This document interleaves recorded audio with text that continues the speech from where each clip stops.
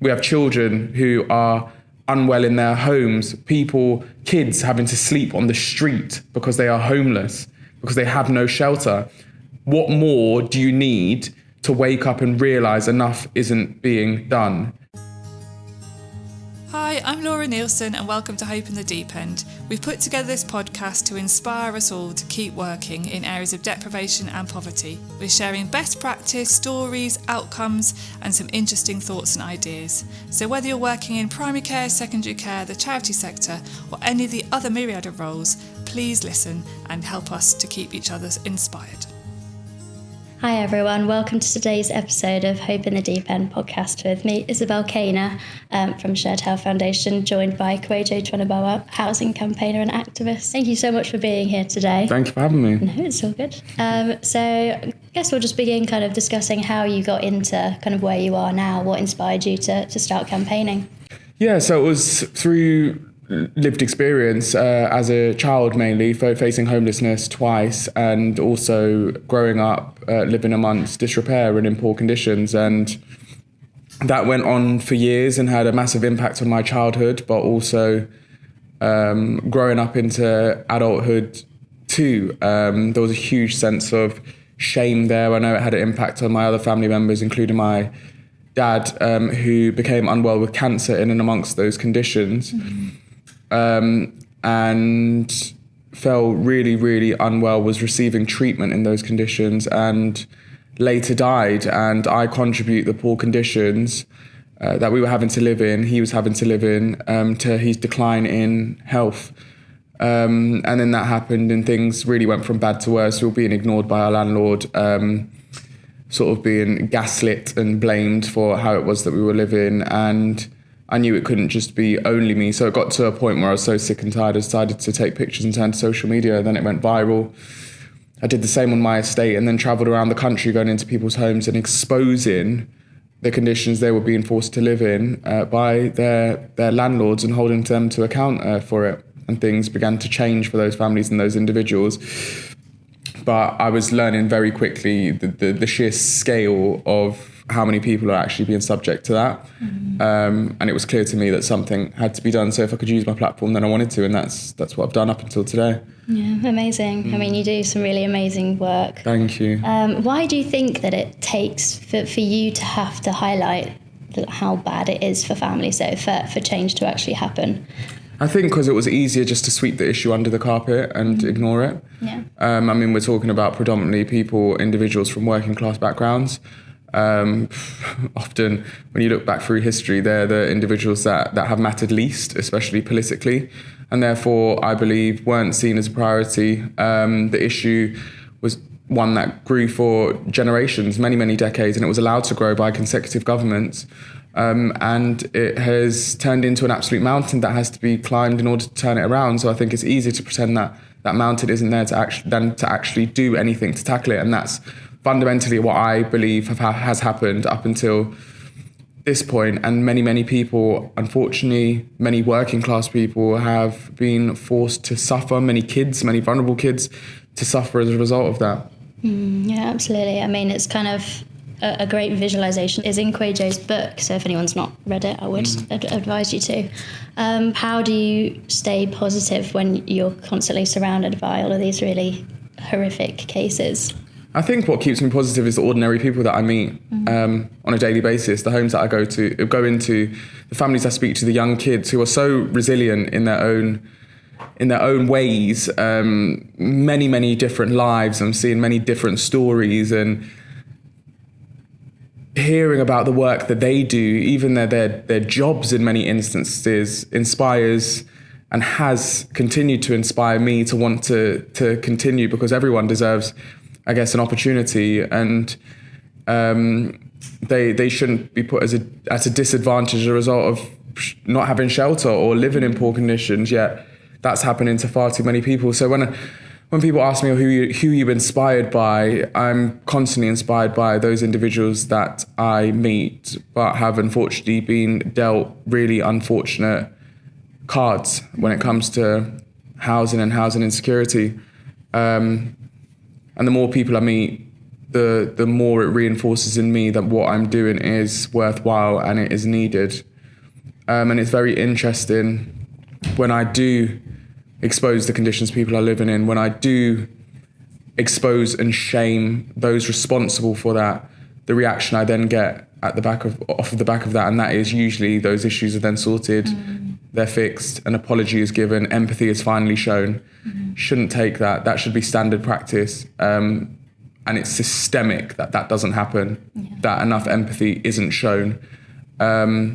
I put it down to just treating people how you would like to be treated. We're taught that kids, first thing you're taught in nursery is to treat people how you would like to be treated. But for some reason, when it comes to housing, when it comes to those living in rented accommodation in particular, that rule isn't applied. And I don't quite understand why that is. Yeah. It's, in a system where some people are designed to benefit over others, it can be quite difficult for those to see the position of other people that they wouldn't otherwise kind of experience themselves. So I mean, if we were to have this conversation before the next general election, what would you like to have seen changed to say that this government has turned the corner on homelessness and poor housing? Well, I really, really do hope, for the sake of people up and down the country, but also members of this Labour Party, that they do something, and something significant to turn things around. Because they made promises prior to the election. They convinced people that they were the party to vote for because they were the only party that could turn this around. So far, change has pretty much been non-existent in this area. They've almost turned up to a raging house fire with a bucket of water, which hasn't done anything, hasn't scraped the sides of what's needed to turn things around. And every time people ask me these questions, months go by, and I keep finding myself saying the same thing, and I can see the clock ticking to the next election. And if they don't deliver on what it is they promise, they absolutely deserve to be held to account for that at the next election, because they stood up and made those promises, and quite clearly enough isn't being done. I mean, we talk about the conditions of social housing. A report put out by the government themselves only a few weeks ago said that the conditions of socially rented accommodation hasn't really changed much since the pandemic. Why is that? They've had more than a year in government. Why isn't it a priority? We had Grenfell, we had the death of Al Bishak.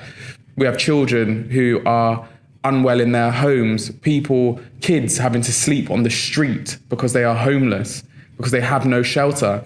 What more do you need to wake up and realise enough isn't being done? It's not being treated as a priority. For these politicians that are in a position of creating change, it's very easy at the end of each day when they leave the Palace of Westminster to go home to their nice warm home, shelter, and not have to worry about their ceilings caving in, their children becoming unwell, whether or not they are going to be evicted, whether or not they're going to have a house, a home, come the end of the week.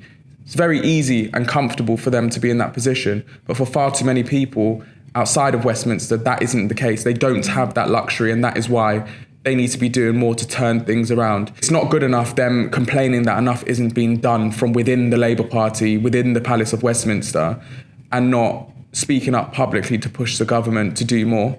Meanwhile, their constituents continue to suffer. I've spoken to MPs who have told me these sorts of issues, especially around temporary accommodation, poor conditions, take up the majority of their casework. Loads of MPs have told me that. So why isn't that being matched with the action? Why is there so much lack of action, indifference when it comes to tackling this? I'm tired of lip service. I'm really, really sick and tired of lip service.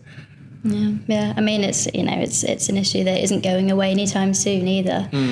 We need real action now and fast. Have you ever thought about going into politics? Have I thought about going into politics? I'll be really frank with you. My hairline has been receding for a very long time. I think if I step into politics, I give myself about 4 months before it's completely gone.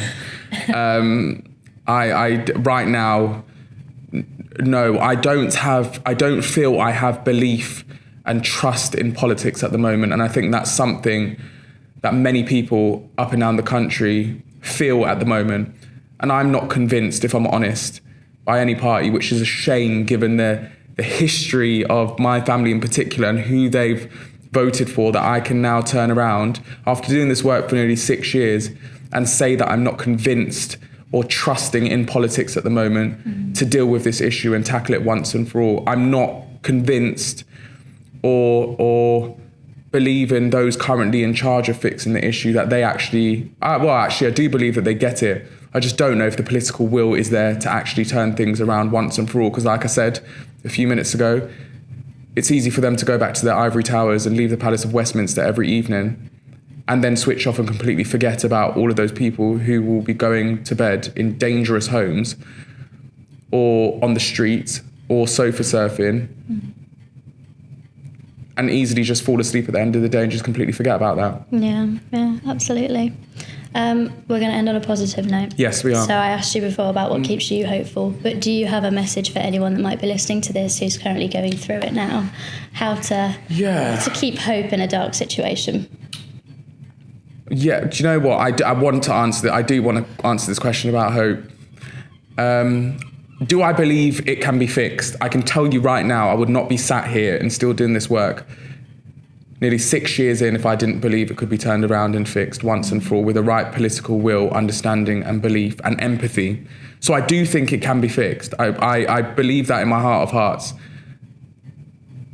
That might not be happening at the moment, but I hope with time more and more people will realise and understand why this is an important thing to do once and for all, and that housing and shelter is something that we all deserve. In terms of for people currently going through it now, it's almost like a double-edged sword, because what I would say to use as hope is remembering that there are others. It isn't just you. There is a large group of individuals out there currently going through it and really, really struggling. Often we think of it as just ourselves and our families, which can become extremely depressing, extremely isolating, and fill you with dread, but also shame. There is nothing to be ashamed of about this, and people should use their voices to speak up about it more, because ultimately that is how we generate change. That is how we push for change and get those in positions of power to listen, because what is clear is they are going to come back round in a few years' time, like they do every about 5 years, and they will beg you for your votes. But don't forget that they made promises the last time they begged you for your votes. And if you gave your vote and then they didn't deliver on what it was they promised, I mean, if you put your hand into a fire and you get burnt, you're often told not to put your hand back in that same fire. So I hope that fills people with a sense of hope that it can be fixed, but also use your voice, because it's more important than I think many realise. Yeah, absolutely. This will be fixed. I do believe that. Yeah. I mean, me too. I think that as well. But just, we'll see how long it takes to get there. Thank you so much for joining us today, Kwajo. It's been really interesting hearing your thoughts on all of this. Thank you. And thank you for all of your work. I mean, it's absolutely amazing. And I feel like we're all in this together. It's important to share stories, tell stories. And you guys have been crucial in doing that and making sure people understand the true scale of what it is that we're facing. So thank you guys. Amazing, thank you. And thank you everyone for listening.